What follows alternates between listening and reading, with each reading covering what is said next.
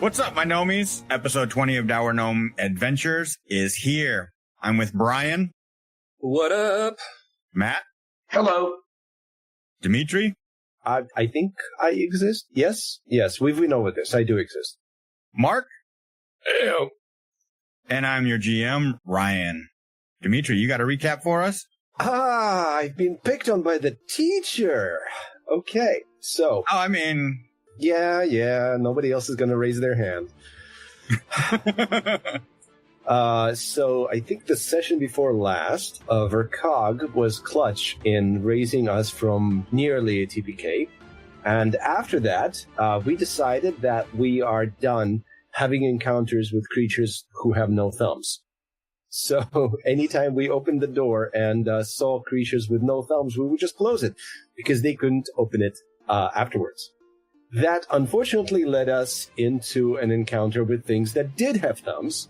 Cinderspark went to scout ahead and ended up in a room with cultists who unfortunately have thumbs, so they could open the door after we retreated. We spent last session in a combat against them, and Vercog did something to Cinderspark's dog slicer that, from the rest of our perspective, just exploded the cultists anytime they were hit.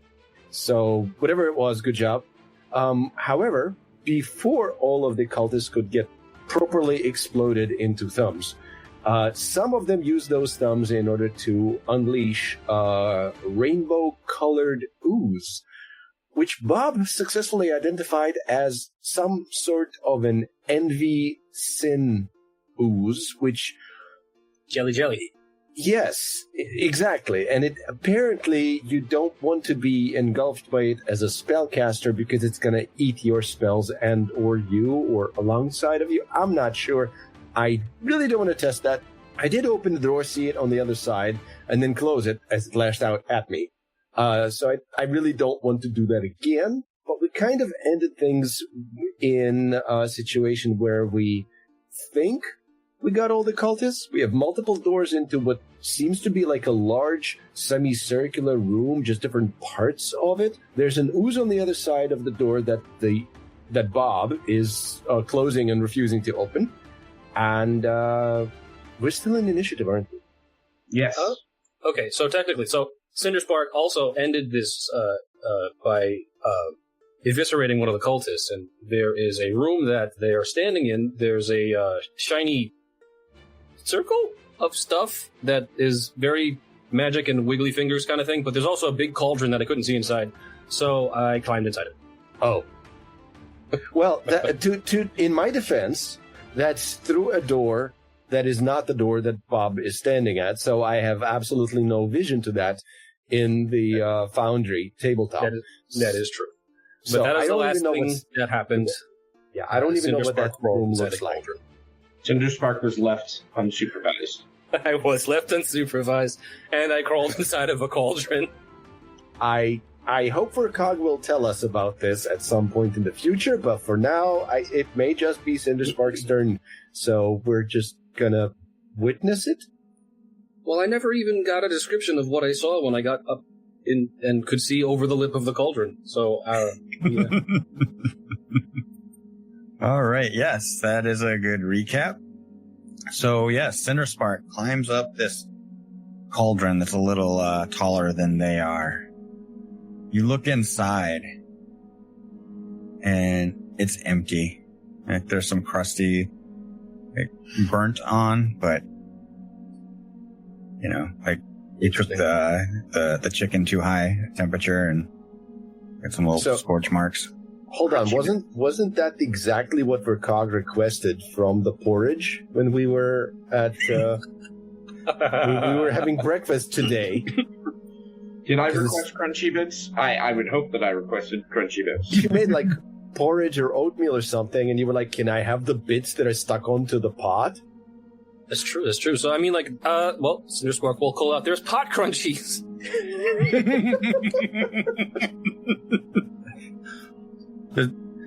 Do they call out for Vercog to come and taste? No, it's just in general, just calling out to whomever wants to hear that there's pot crunchies. I will mentally, Bob is going to go through like the Did we have any code words that match this? No. What could that possibly indicate? Right. At this point, we should have a plan. I'm going to jump us sweetheart, out of... we always should have a plan. I don't know if we are out of initiative because there is still an ooze that might think we're in initiative. We are DM out of initiative. has taken us out of the initiative. All right. I guess the ooze doesn't envy me enough. What about these pot crunches, though? What do they smell like? They smell burnt? Yeah, okay. So, What do they taste like? You tasting them? I'm gonna lick it, yeah. All right. Give me a fortitude save. Okay. Okay, that door is closed. Good. So what do we say? 9? 9? Sherman for no. We'll find out a little bit later. Any effects. Alright, I'm already diseased, but what more can you do to me? There's more diseases out there. Are there? Although, actually, I still have the anti-plague effect, don't I? So if it is a disease, it's a +2, so that'll be an 11. Okay. We may have, this is the first time Tad is in this room, but can you remind me, have we taken a look at what's in here or looked at the rune that is inscribed on the floor? Is The it door an was- actual... Is it a Sorry. Sahedron? Yes, So it the is. way it is on the map? Yep, I'll the give door you is only opened by the cultist. The only one who's been in here so far has been Cinderspark. Yep. I'll give you a quick description of the room again. A glowing Sahedron rune is engraved on the ground to the north. In the southern end of the room, a vast copper cauldron, green with age, stands on thick iron legs over a blackened fire pit. Crumbling books line the shelves in the southeast corner, while work tables are covered with potions, oils, and salves that surely expired several centuries ago. We'll see about that. You forgot to mention that the cauldron has a goblin in it. And now the cauldron has a goblin with grayish skin to go with the greenish color of the copper. Is the cauldron at least 3 feet deep? Yes. Can Because we then see none of us- Cinderspark? We But can't I was- see the goblin in the cauldron. But So all we know okay, is so that the there- cauldron ate Cinderspark and is now talking with his voice. and There is was. speaking with my voice. Yes. Okay. So how guess- deep is it? Because Cinderspark is 3'3". Just you might see Yeah. the tips of my ears poking. So it's about a foot off the ground, and about 4 feet deep. So overall, like 5 feet total in height. Aha! All right, what were you It's saying, awesome in Rakag? here, though. I have cast Detect Magic. There's a 30-foot emanation coming from me. I am fascinated with. There are books, and there are potions, and there are ointments and salves, and I'm utterly enthralled for the moment. And pot crunchies. I haven't gotten there yet. You better hurry up. They're going fast. You do detect magic. Fabulous. Are there labels on the bottles? Oh, you They like are that, not don't you? labeled. It's not in it, not legible anyway. Like they look ancient. Do you want those of us who are not detecting magic to roll perception when we search the room? Sure. Yeah, I searched the cauldron, You find nothing within the cauldron, except for pot crunchies. except for pot crunchies. Wow, I am also not finding anything. Okay, it takes me a minute to identify. Well, the part of the problem and one thing I think we need to work out in the long run is Detect Magic works very differently than it does in previous editions. Yes. It just tells you the presence or absence of magic. I don't know if it's directional at all. It is not. So you just know that somewhere within 30 feet of you, there is magic. You can exclude the items on yourself, the items on your party known items. Okay. I'm going to assume that it is something on the table. We're going to go with that first. So, do you want me to do perception and then start rolling some knowledge, occultism? Sure. Yeah, that would work. No, okay. It's very distracting. Real quick, Tad, what were you doing? Tad rolled a 25 on his perception. He's taking a look at the books, even though you had mentioned that they're falling apart, or I forgot the word that you said. Yeah, I want to do that too. I'm just doing this first. Yeah, so like you pick up the first book and you try to be Ginger, and it essentially crumbles. Verkog just kind of like does something in between a shout and a scream.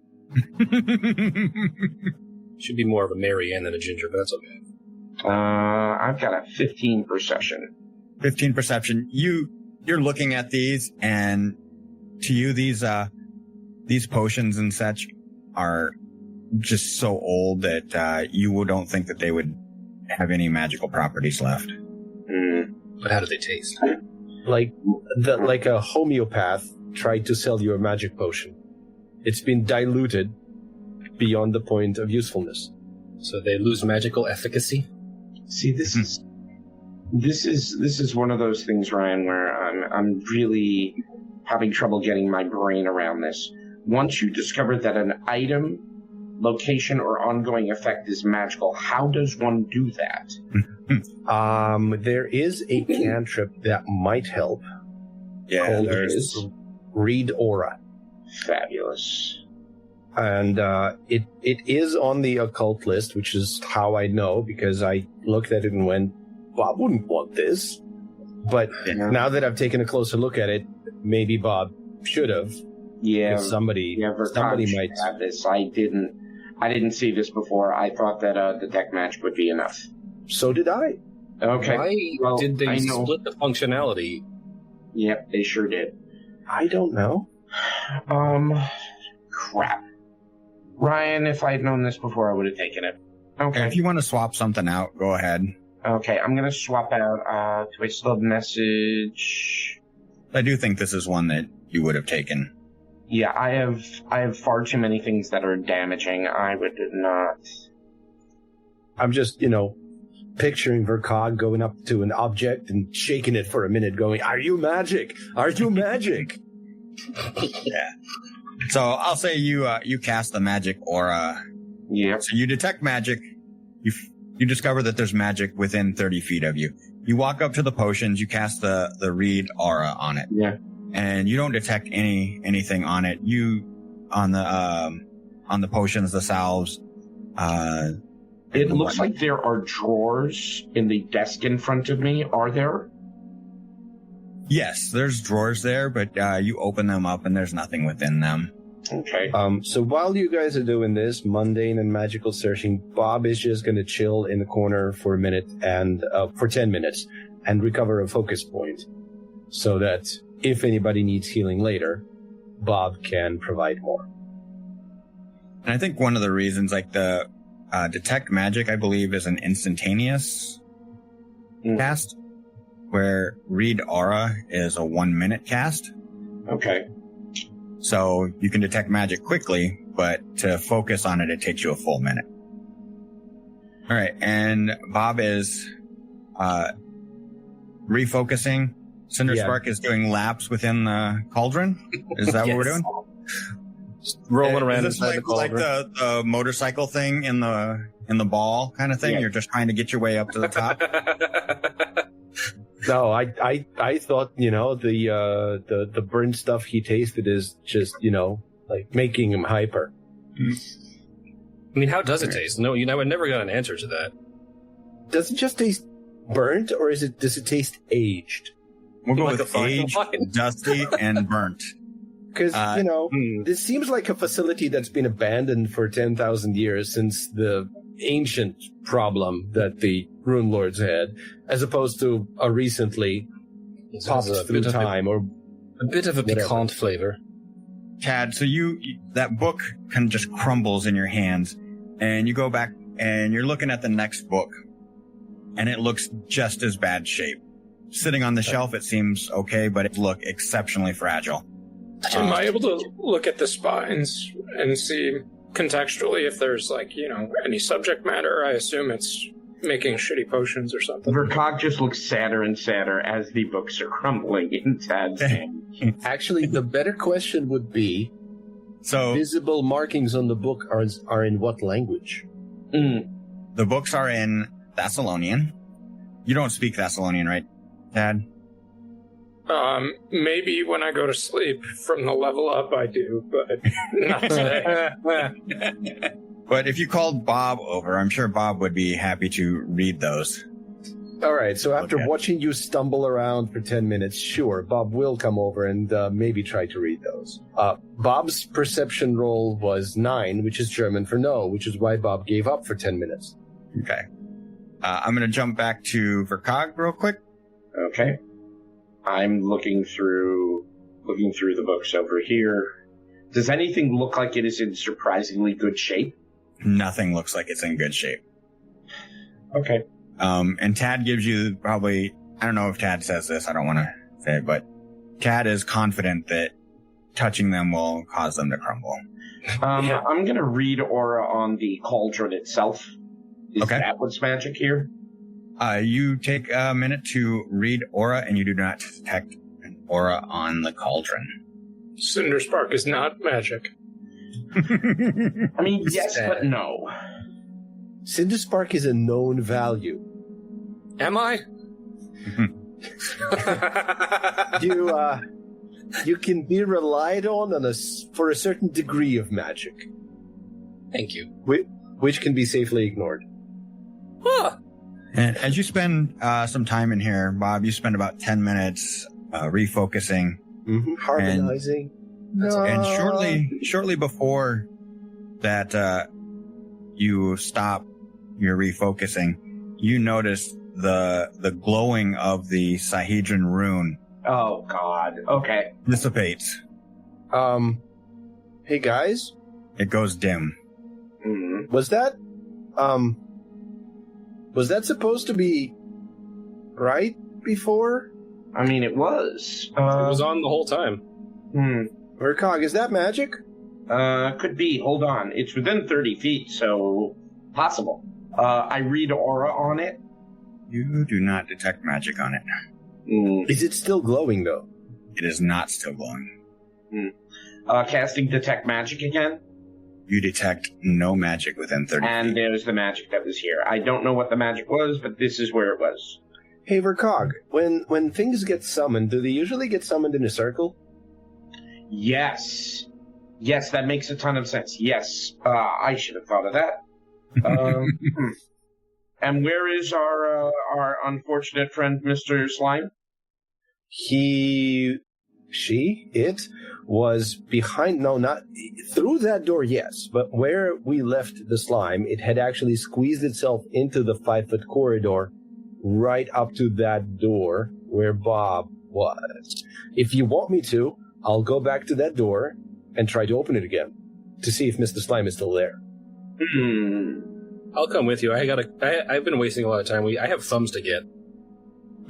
Oh, that Slimes don't have thumbs. No. A lot of corpses in the hallway. Right. There are thumbs to be picked up. It's true. Because you exploded everything else. Those were some crits. True story.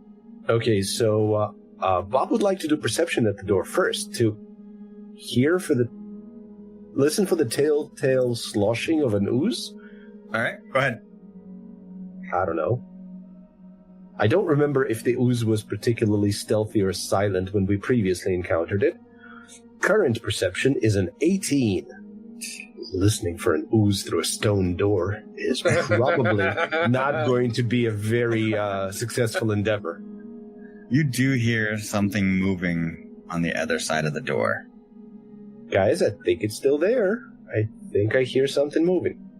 On the other side of that door? Yes. That's exactly where that door? ooze The was. north door? Yeah. No, not that door. Sorry. Then we try the other door. I'm just going to roll over that perception check, and that's where you hear it. Okay, maybe it's slushed over this way. Maybe it hurt us. Okay, so all of those doors lead to the same gigantic cavernous room, so theoretically we don't have to walk directly into it if we do want to go in there. Well, I had an idea. Maybe if I sing to it through the door, I'll keep it distracted long enough for you to sneak up on it. I mean, singing worked for the apparatus. Why wouldn't it work for this? Sounds like a good theory. I like that. Oh, my runic weapon effect is going to be gone, is it? Yeah. Only a minute. We spent at least 10 minutes in that room. So, I don't know if you want to stealth in there through that door, which was the door that Cinderspark opened and sneaked through initially. True.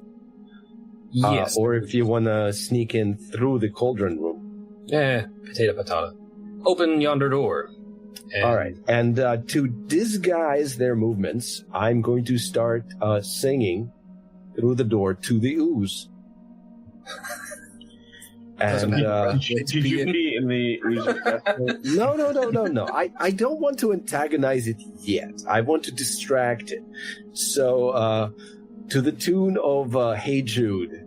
Hey ooze, don't envy me. Take a goblin song and make it better. I'm not sure you can. No. That is awesome. All right, and let's see. I'm rolling performance for this. It's actually pretty good for a total of 20. However, much of it travels through a closed stone door to an ooze. However, I am singing this in Ancient Thessalonian. Okay. I don't know if it speaks Thessalonian. I don't know. I did identify it with Zinadashral, but I don't remember if it's intelligent or not. It didn't seem to be very picky about enemies, because it seemed to attack at least one cultist. So, I don't know. I hope you guys will tell me how successful it goes. Yeah, if it eats me, I'll let you know.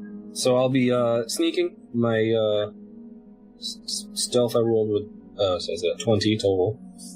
Okay. Oh, let's have a code word for Bob should join the combat. Okay, bring thumbs. Milkshake. All right, so I'm just going to listen. I thought it was just going to be code word. Code word. Yeah. It's probably just going to be code word. Generalized yelling. I'm so sorry. Oh. Anyway, I'm singing. You guys do your thing. This is creepy. Sneaking around the corner. I'm gonna. Can I peek around the corner without actually coming around the corner? Sure, I'll let you peek around the corner. Can I see it? I'm just gonna show you what you see. Dislike. Unsubscribe.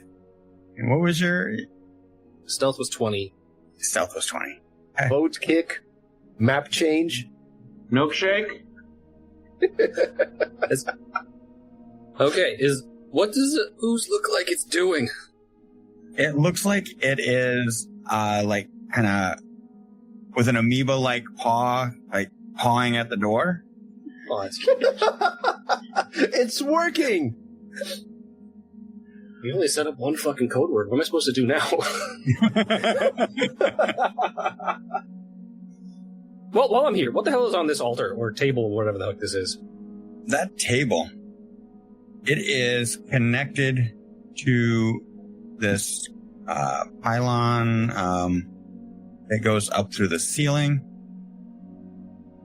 It's got glowing crystals and gears that grind slowly. The crystals periodically pulse this green light. Also, Emmett, you earlier in the combat, like in last session, you had mentioned that we had heard sound of something like a rock slide. Is there evidence of that going on in the room? Or? Yeah. So this table right here, just west of the altar gear thing. Mm-hmm. That had a stone slab over it. It is no longer a table and looks more like a bowl-like, cauldron-like stone.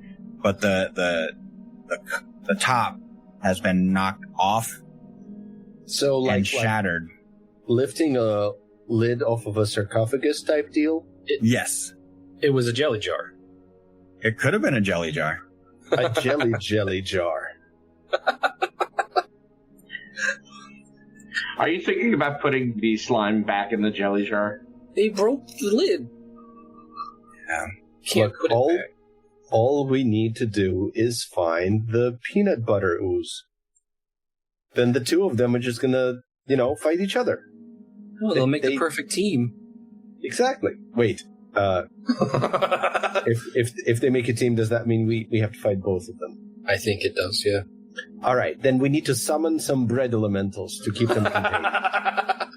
And from where you're standing, Cinderspark, also, you see the similar contraption across the room from you that is also connected to another one of those spires that go up through the ceiling. It is also pulsing with green light. Okay. So that one's connected to the peanut butter. I'm good. I'm going to sneak back down where I came from. Okay. Go ahead and give me another elf. Yeah, that's a good idea. It is less good. It's an 18. Okay. Okay. All right. Assuming I'm not being pursued, I close the door and Pursued by bear. no, I would rather the bear. Okay, so I'll relay what am I finding. So the jelly's at the door. It seems like it really likes Bob's song. It looked like it came out of this bowl and they broke it, so we can't put it back. And At this point, I'm going to summon an instrument and switch from singing to playing so that I can actually talk to you guys. Okay, good call. I thought all of you were going to sneak over there and attack it while I'm not saying this in Thessalonian, I'm saying it in Goblin. While I was distracting it with song. What happened to the plan? We didn't really make a plan. We just made a code word. Oh, that's... yeah, that would do it. Is it is it somewhere over here? No, it's right on the other side of Bob's door. Is that this door? Yeah, that's the Bob door. Okay, somehow I thought it was over here. Nope. When we finished fighting, it was on the other side of that door. Because Bob was directly across the door from it. Now Bob is directly across the door from it. How did it get in this hallway? Because it's really big. I mean, are we assuming that it's that this is a very large area here? This is one big room? It 100% is, yeah. Huge room. Okay. A lot of books. It can squeeze. Yeah, it actually squeezed into that hallway, and it reached out to touch Bob when Bob opened that door. So it isn't actually impaired by squeezing, I think. No, I know this as a player. No, I'm telling you guys in character. Okay. Okay. Then perhaps we take the circuitous route through this door or this door and try to hit it from behind, if it has a behind? Yeah, and leave Bob singing or playing on the other side of the door. I mean, when we give Bob the signal, Bob can open the door and hit. Exactly. Yeah, right. But what's the signal? Pineapple. What's a pineapple? Milkshake. It's not a code word? I will start singing Cameo again, and no one wants that. I do. Word up. It's a code word. Everybody wants to be a bard now, huh? I just made it sound too cool. My bad. Okay, let's get back to sneaking. Okay. Wait, Tad can't sneak. New plan, Tad. You stay on this side with Bob. Rakag and I will sneak forward. Okay. You ready? I'm ready. Are you still distracting, Bob? My milkshake brings all the ooze to the yard. Okay. Episode title. All right. You want me to roll the stealth now, or? Yeah, roll the stealth. Except, I'm singing that in ancient Thessalonian. Well, how does a 26 sound? 26 sounds like you're stealthing. Well, 26 stealth doesn't sound like very much. Exactly. Okay, back to where I had been. Okay. Ooh. No, don't want to be distracted. Oh, more books. I said there was books. There's actually more books in here than there are in the other room. Yes, there's a number of books on the north and west walls. Rakag, one stands out to you. Oh, that was the one with the shiny red binding. Yeah, right? there's one that's like, it looks newer than the rest. It looks like it's in good condition. I forgot about that when I went in initially. I just came back and said that there was thumbs in here. There's also a book. All right. Well, priorities. I mean, the book's not going to kill me. It has words, which is just distasteful. Oh, so many machines. So, yeah, no, the Ooze is still, it's still chilling. I see. We're going to go ahead and enter initiative. Okay. Can I roll stealth for initiative? You sure can. Rakag, you were stealthing as well, so go ahead and roll. I will also roll stealth for initiative. As a matter of fact, you guys can roll over your stealth rolls from before. Yeah. Oh, Well, okay. it rolled right off of a 20 onto a 2. On the other hand, I guess I'm just waiting for the rest of you guys to do stuff. So, yeah, low initiative is good for Bob this time. Bob, what's your initiative? For our audience, of course. Oh, yes. Last. Oh, you want the number. 8. Let's see. Cinderspark 26. and Tad. 16. Rakag. Lucky number 13. Right, and I am going on number 9. Turning forward before Bob. German before Bob. All right, Cinderspark, how would you like to begin this encounter? Well, I think I'm going to walk up to the Ooze and stick it with a dog slicer. It's a jelly knife. It kind of is now. So... All right, so you step up to it about 10 feet, 15 feet. Yes. And being as how is the first round of combat, and I rolled stealth or initiative. Surprise attack class feature actually fucking works for once. So creatures that haven't acted, which include everybody, are off guard to me. So technically I can sneak attack Rakag if I wanted to, but I don't want to. Okay, so it's off guard for whatever that actually means, so I don't know if you can sneak attack a fucking Ooze. But, yeah, let's try. Okay. 15? 15 hits. Hooray!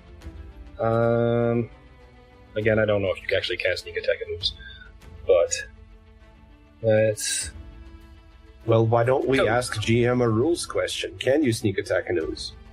I think that's something we would have to discover in character, D. Yeah. Well, being as how I am currently trying to sneak attack an Ooze, if it's taking the damage, then it is, and if it's not, it's taking less. All right. So you are trying to sneak attack. What is your damage roll? It is an 11 total. 11 total. How much of that is sneak attack damage? 3. 3. So that is precision damage, correct? Yes. Yeah. All right. What your weapon is slashing? It is slashing. That's how you slice dogs. Yes. You feel that it did not take much of that damage. Milkshake?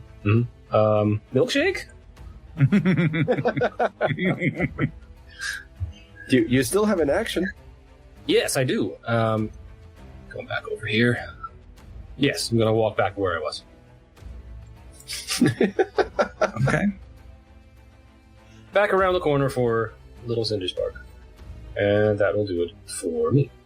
Taticus. Tad, hearing the noise, will go into the larger room. And fortunately, where I am, I cannot see the ooze. So he's going to try to make his way around the pot. The exact he wrong can direction. see it. Awesome. Yeah. He's going counterclockwise around the larger urn, and he can now see it in the corner. However, he's behind Verkog and Cinderspark, so he will be very brave and allow them to take the brunt of it. Goblin shields. Okay, first thing that we're going to do. I would like to recall knowledge. Can I use occultism or arcana? You can use occultism. Woohoo. A 19 for a 28 total. 28. This is a primordial envy. I think I already gave you based on Bob's recall knowledge. Mm-hmm. But that was last session, so we don't necessarily remember it out of character. Right. And you were aware of its affinity for spells. Mm-hmm. It likes to lick them out of the casters it engulfs. Okay. Yes. Extra flavor. Has a special ability called Spell Drain, Okay. where it attempts to drain magic from spellcasting creatures it has grabbed or restrained. Hmm. What else would you like to know about this? Is it vulnerable to anything in particular? It is not. On that, I will tell you that it has resistance to piercing and slashing. Okay. Good to know. Yeah, everybody knows you gotta slap your cello. Come on.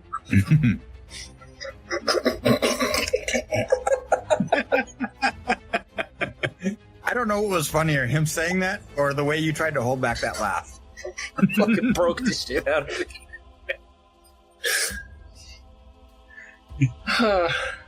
Okay. Is it immune to anything in particular? No, since I have, it's not a, I have that it's resistant particular kinds of physical damage. Is it resistant to any kind of magical damage? That is not in the resistances. Fabulous. Okay. Then Void its warranty. I'm working on it. I love voiding warranties. That's 30 feet. Well, Cinderspark already poked a hole in the ooze. No, I slashed a hole. He slashed. Okay. So My bad. Different I type of will physical cast damage. Grim Tendrils. That is a 30-foot line. No, that's not what I wanted to do, and you know it. Well, it goes through its square anyway. Yeah. So, make a DC 18 Fortitude save. Fortitude. That is a 24. Okay. It makes... Okay, so you're going to take half of what I'm about to give you. Okay, that was 6. You take 3 void damage. 3 void damage. Alright. And that is 3 actions. Cock's a scary motherfucker. Verkog has moments. Alright. This thing. It Nope. moves. It moves there. It moves 10 feet to the north. Verkog, it seems to be focused on you. Fabulous. We love that for it. Okay. And reaches out with one of its pseudopods. Yeah. 13 to hit. Misses. Yeah, I kind of figured that.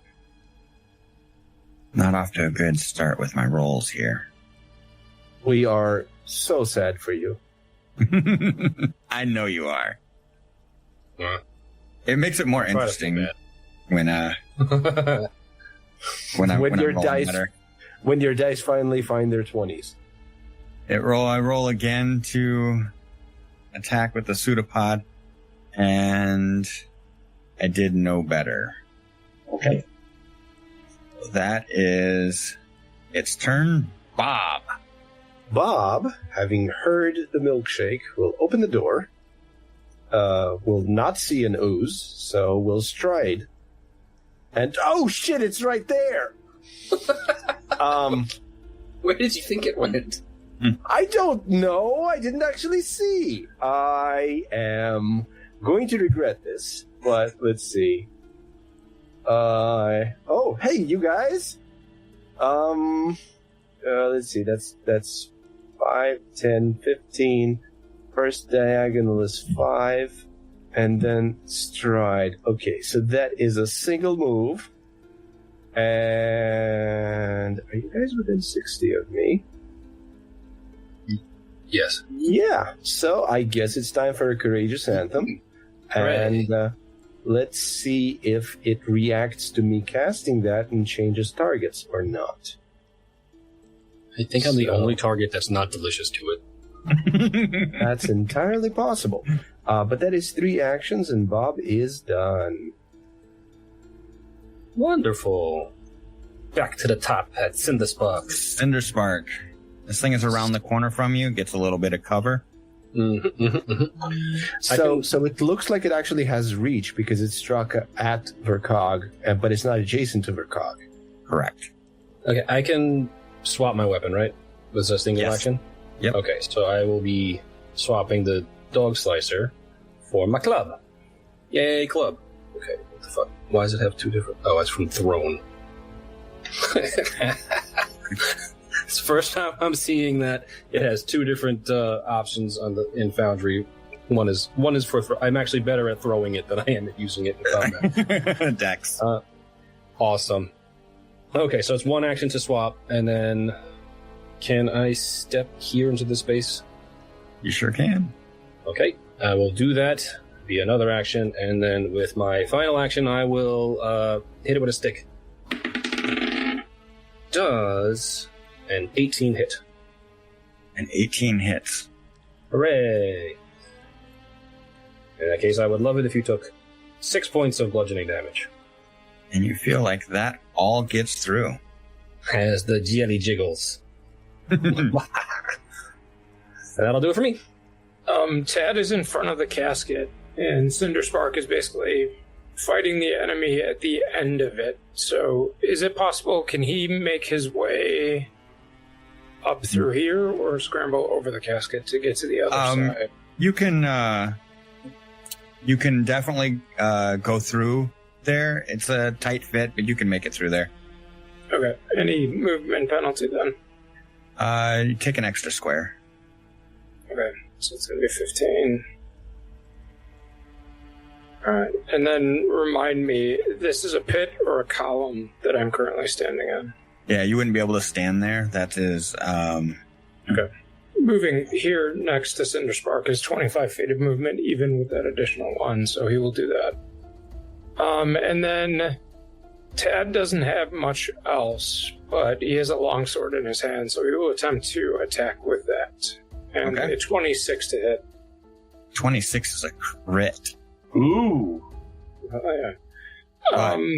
Sorry. But, It is immune to critical hits. nice. That is a 4 on the damage die for 8 total, and that would be slashing because I did not indicate... I think you said slashing and piercing. It is resistant to, correct? Yes. Yeah, so which would have been either one of those, but it would take 8 points of damage if it were so inclined. Do you even have a bludgeoning weapon? I do not. So, yeah, again, you don't feel like all of that got through. Do I feel like some of it got through? Yes. Cool. Well, then he will take his third and final attack with map will be 18 to hit. 18 hits. Go ahead and roll some damage. Alright, this one's an 8 on the die for 12 points of damage. Nice. Right. That is the end of his turn. Okay. Also, just to clarify, what is it actually? What do we actually mean when we say that has resistance to a damage? Like, is it numerical, or is it just like having resistance? Resistance is a numerical value in this edition. So typically in multiples of like 5 or whatnot. Also, vulnerabilities are kind of the same way. Okay. So instead of being half or double, it's like a specific number? Yep. Okay. Ryan, talk to me about this thing that's in front of me. Can we call it a console? Because I feel like that's the best description of it. That's talk a great. To me about the console in front of me. Yes. So it is radiating green light from some crystals. It's got spinning gears that are clicking and clacking. It kind of sounds like the apparatus in the front room. But you see it's got these wires that you're standing over that go, or cables that connect to that column that goes up through the ceiling. This rust-colored column. Can I move through it? Can I move past it? You can move past it. Is it in the floor, or is It's on the floor. Okay, then I am going to 5. No response? Nope. 10. Ted just walked through that space and it cost him double. Yeah, so going through the wall there, that space, that is an extra movement. So I'm at 15. Yep. What is this over here? Is this a column? That is actually where the rubble is now. That stone on top was shattered around it, and now it's more like a bowl. Okay. Jelly jar. That's your jelly jar. 10. Jelly sarcophagus. I keep all my jelly in sarcophagi. You don't? Everyone should. Yes. I mean, how else do you expect them to survive 10,000 years? Canopic jars, people. It's a fair point. No, it's not going to work. I'm too far away. Okay. Then I'm going to cast Needle Darts. Yeah. That is a 15. All right, you go to cast this spell, Yeah. and this primordial envy surface shimmers with a kaleidoscope of color that shines to illuminate you. Uh-huh. And then we're going to try a new rule here. Ooh. What's your class DC? Believe it's 18. Let me double check. Courageous Anthem boosts that by 1. Okay. Because it does on my sheet. Spell DC is currently 18. So what's happening? This thing is trying to counteract your spell. Okay. So when attempting a counteract check, add the relevant skill modifier and appropriate modifier to your check against the target's DC. If you're counteracting an affliction, the DC is the affliction block. If it's a spell, use the caster's DC, so that's your DC. And then the GM can also calculate a DC based on the target's effect. For spells, the counteract check modifier is your spellcasting attribute.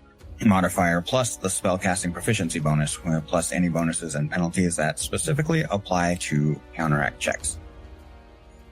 So a 21 will beat your 19. Okay. So when it does that, see, it looks like some of its wounds heal up. Okay. So, visually, does it look like it just ate the spell? Yes. Interesting. But it didn't do that on the original casting, so this might be a reaction. Sounds like it. Or it might be because that was a targeted as opposed to an area. right. No. So I The believe you original have. spell was also. That was a line. Oh, okay, maybe. Okay, so is that's your 3 actions: a move and then a 2-action spell. Yep. It is this thing's turn, and it likes that Tad is right there and radiates divine magic. Actually, Tad has glowing balls. It's true. Dad, the jelly's coming for your balls. You're dangling your glowing balls in the jelly's face. What did you expect? Tad, how does A 23 versus your AC sound. Sounds better than my AC. All right. I don't get to roll this die very much. You take 14 points of bludgeoning and 2 points of mental damage. Ew. And then, on a successful attack, is going to try to grab natural 1. It fails on the grab. Critically fails on the grab. Why did Tad just lose grip on things? Because Tad tried to put in minus 16 into the UI, and it doesn't do math. It just kills him outright. Right. Yeah, don't like that. We've been over this before, haven't we? Yeah, Right. And each session I keep forgetting. So here we are. You're not the only one. So that is 2 actions. Third action, another attack. Map. And that is going to be a failure. Bob. Okay. Well, we're going to start with the Courageous Anthem going up. So that... Does the Ooze react in any way to me starting the Courageous Anthem? Because it is technically a spell. You know what? I think I am going to react to it. Why not?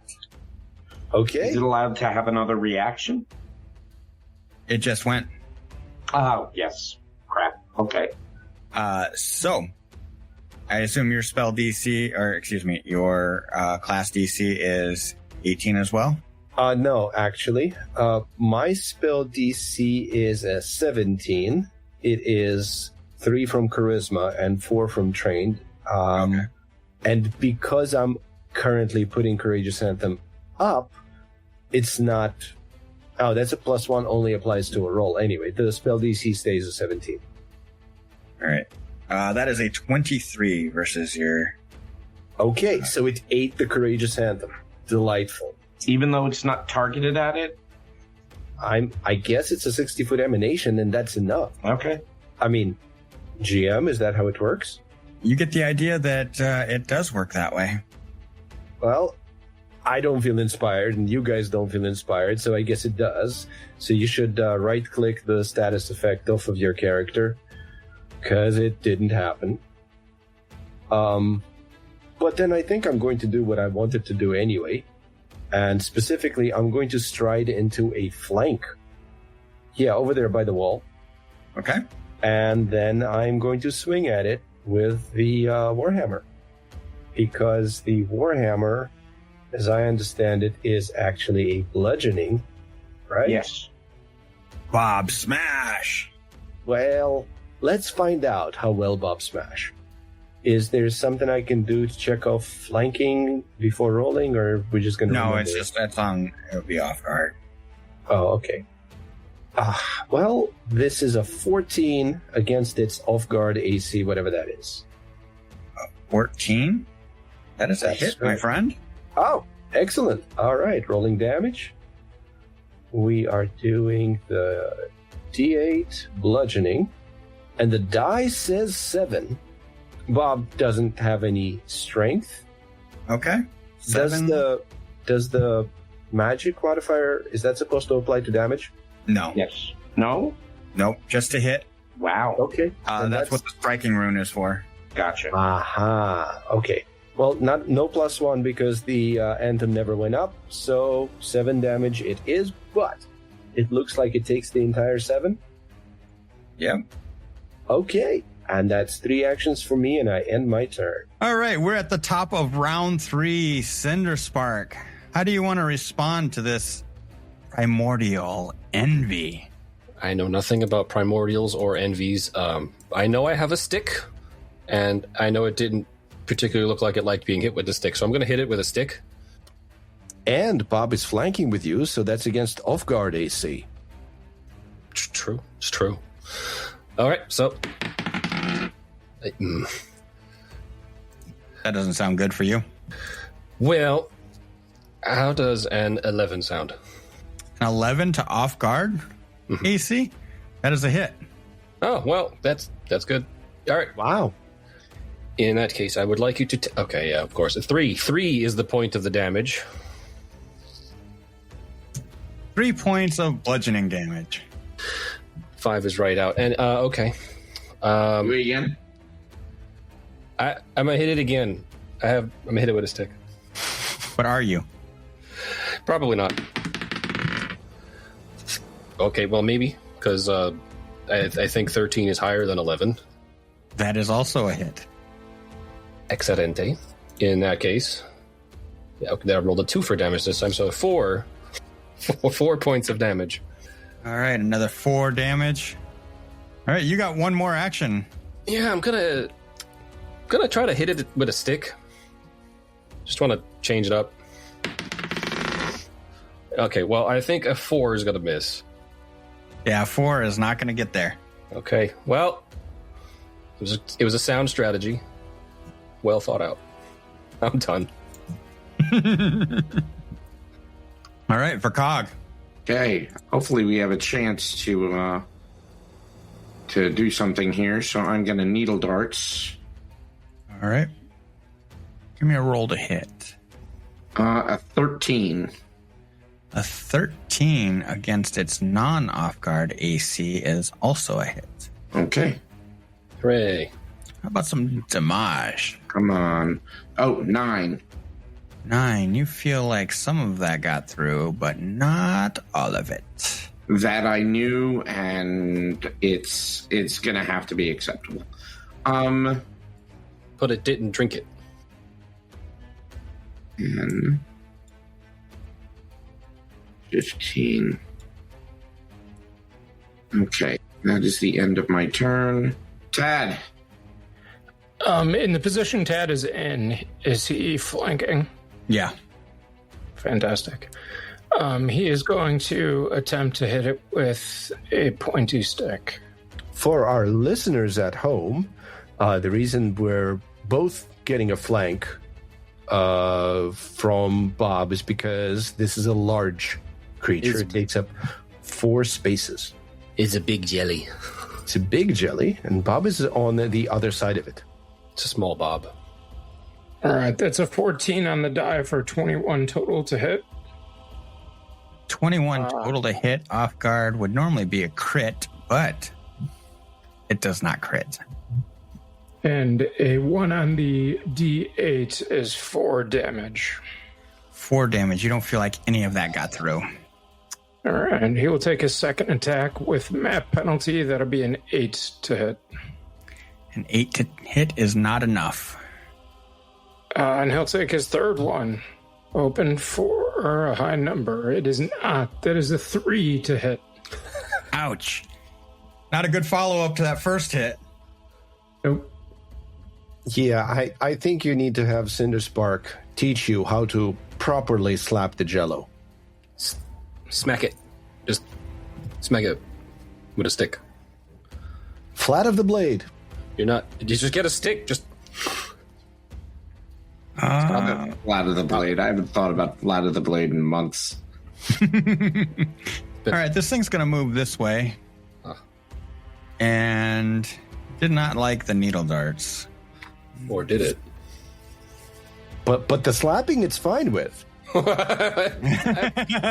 I'm cool with this whole encounter. It's ignoring me entirely. The Kraken is released. No. Put that thing Not back the in Kraken. for more, so help me. Okay. Who is it attacking? It is going for Cog. And it looks like it has reach? Yes. Yeah. Oh, joy. It's a pseudopod. Yeah. Don't hate me. Too late. Why not?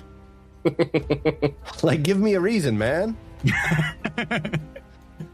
All right. That is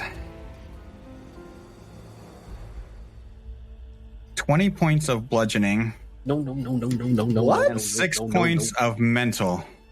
Oh, dear. No.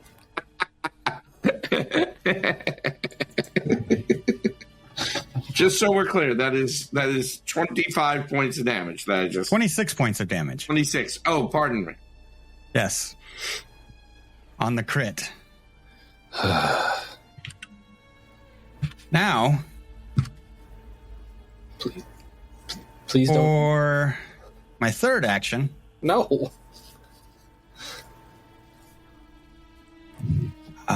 we are going to try to...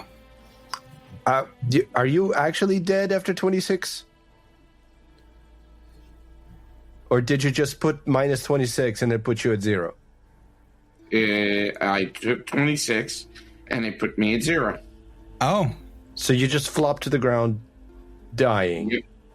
I leaned the wrong way. I'm sorry, I forgot that you're not that kind of unbreakable. No. okay, well, let's see here. Does it want to grab you then?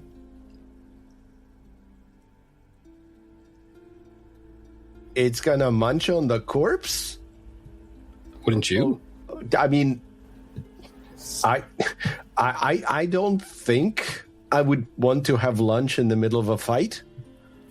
But then again, I'm not a primordial envy ooze. Right, I don't think like a jelly. It's going to try to go after Tad. After his glowing balls. That is a shiny, nice target. Except I don't think a 15 is going to get there. It is not. There you go. Protect your balls. All right, Bob. You just watch for Cog hit the deck. I mean, I don't know if I can actually see him behind the ooze and the console, control panel, whatever it is. Because we are small-sized creatures, and that is probably tall. But I probably heard him yelp. You probably did hear him yelp. Well, What you might have seen is just like a pseudopod reach out and just swing across and hit him squarely. Okay, I have a question. He wasn't there. You hear the disgusting wet smack. If I step to the back of the console over there, diametrically opposite Cinderspark, will the ooze get cover from me? No. Okay. It's big enough that it won't there. And that's exactly where I'm going. And instead of putting up Courageous Anthem, I'm going to smack it because I'm on the other side of it. It should be off guard. And I've got a bludgeoning weapon. So let's go with a strike against its off guard. Does an 11 hit? Off guard, yes. Excellent. All right. Clicking damage here and getting a 3. Now, I took a stride, so I can still do one more attack with a map. You sure can. And I'm going to roll it. And that's a 17 on the die and total. And that's higher than 11. And the damage this time is another 3, which is better than nothing, I guess. It's true. And that ends my turn. Well, I mean, it did more damage than Tad's crit. Cinderspark, we are now in flanking mode. hooray, again. Cinderspark, top of round 4. So, nothing has changed in my personal situation. Nope. I am flanking with Bob. It's a good primetime TV show. I'm going to hit it with a stick. Very limited options here. Okay, well, a 17. 17 is a hit. And 3 damage. I want to roll more than 1s and 2s for damage. That would be nice. Okay, and it's still up and wiggling. It is still up and wiggling. Ugh. Let's slap it again. 14. 14 is a hit again. And 4 damage. Okay, 7 damage. Well, that's quite a bit of damage. Yes, I actually rolled a 5 that time. And then still, it yet persists in its wiggling nature. It is. It persists. It moves. It does not seem to like what you're doing to it. It envies us. I'm watching it wiggle and watching it jiggle, and I want to put it down. I'm going to try to hit it with the last map, which is going to be incredibly bad. But we try anyway. Okay, well, I rolled an 18, so it's going to be a 14. A 14 again hits. Well, that worked out. And I rolled a 2. So 4 damage. All right. All the bludgeoning damage seems to be going through. Yay. Nice. At least it's damage.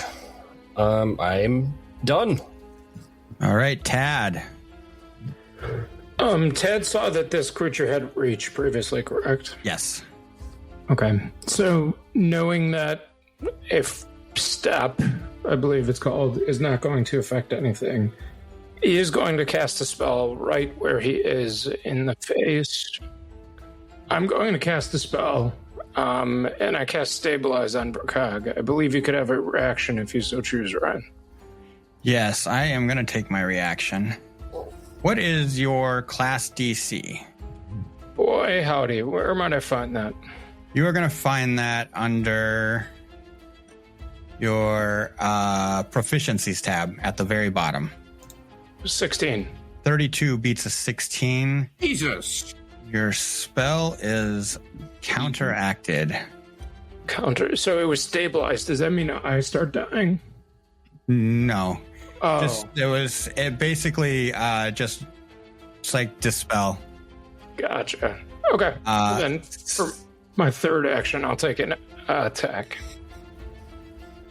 Which should be a 16 to hit. 16 hits. And 7 on the die for 10 points of damage. That's the end of his turn. When it took your spell, you thought it looked like it increased in vigor. Slurp, slurp. This thing eats spells. Can I, I'm sorry, real quick, can I ask a question out of turn? Yep. Does it seem as though it grew a little bit more powerful with that spell comparatively? Because that was on my spell list forgot what they're called off the top of my head, a 0 level spell. Cantrip? Cantrip.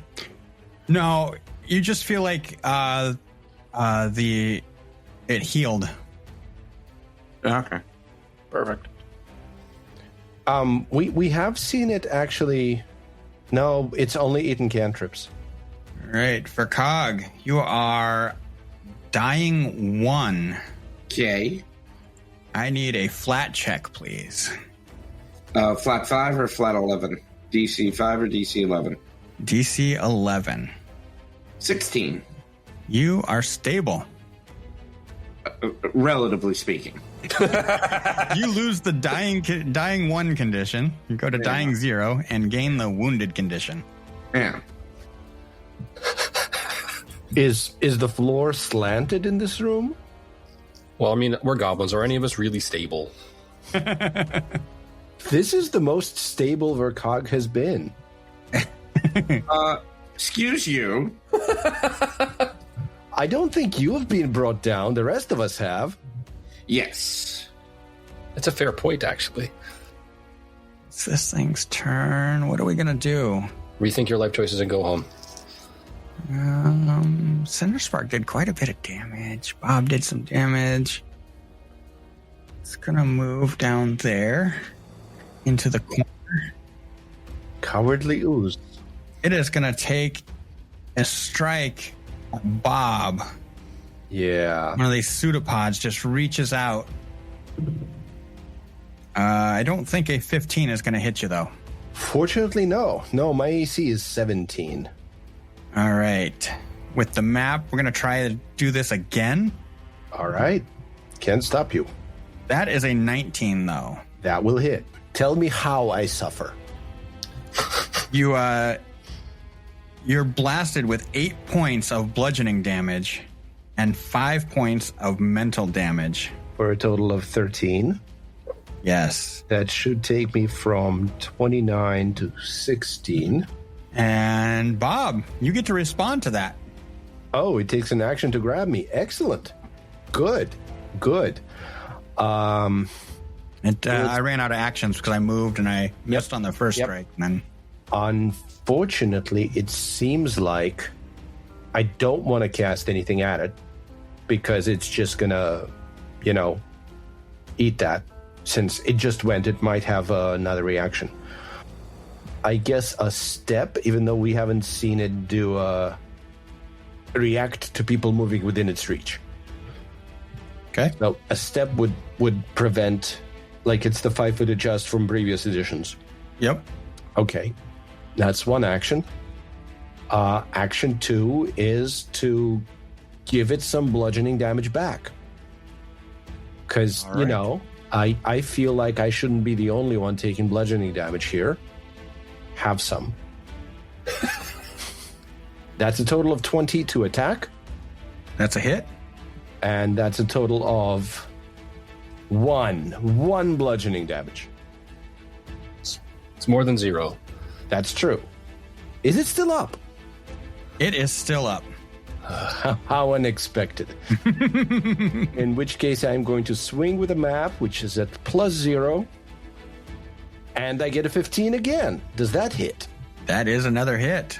All right. And I'm smacking it again. 4. Come on. 2. 2 damage this time. It's a good thing it all goes through. Yes. That's exactly the point of the Warhammer. It is still up. All It's right. still rocking and rolling, That's great. I'm out. snapping of and jiggling. actions, and I am going to end my turn. All right, and that is where we will end for this session. Baby put itself in the corner. Well, nobody else puts baby in the corner. I mean, somebody put it in a jar.